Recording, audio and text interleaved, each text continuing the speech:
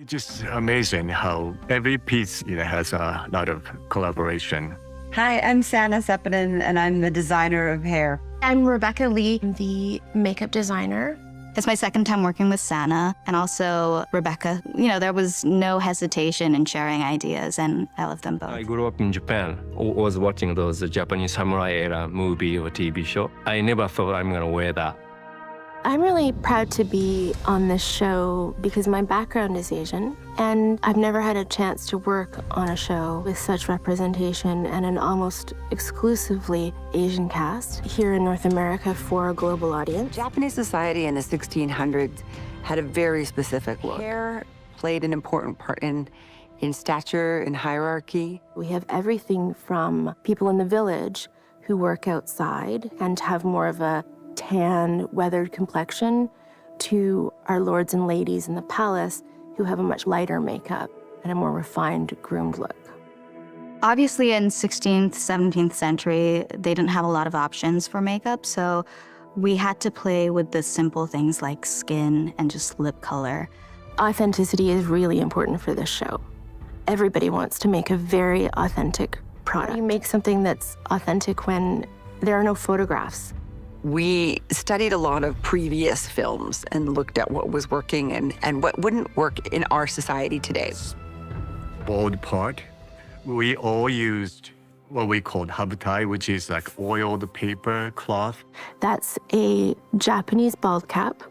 These are very fine pieces of silk treated with a special type of Japanese wax, and they're applied on the head like a bald cap, wrapped with these straps. Some days we have hundreds of samurais, and we weren't sure how we were gonna do this. Fortunately, the Japanese wig technicians that came over to work on the show and our other advisors had a solution to this. The technicians came to teach our crew how to manage these beautiful masterpieces. The way they honor their craft, it just becomes a piece of artwork. There's been a real cultural exchange for us within the hair and makeup departments with our Japanese counterparts.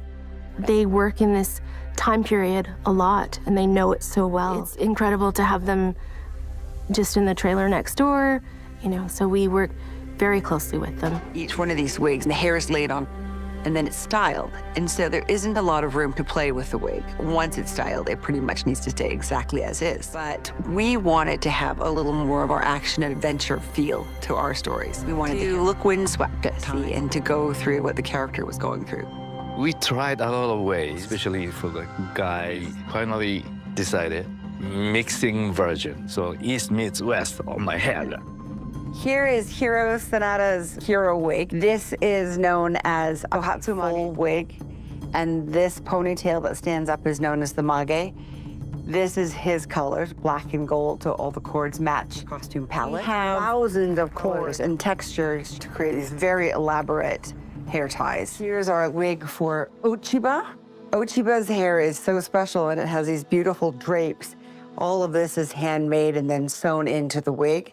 And she has the longest hair because she is the woman of the highest rank in our world. Mariko's hair goes all the way until my hip. For every kimono that I wear, I was able to choose a beautiful ribbon that went well with it.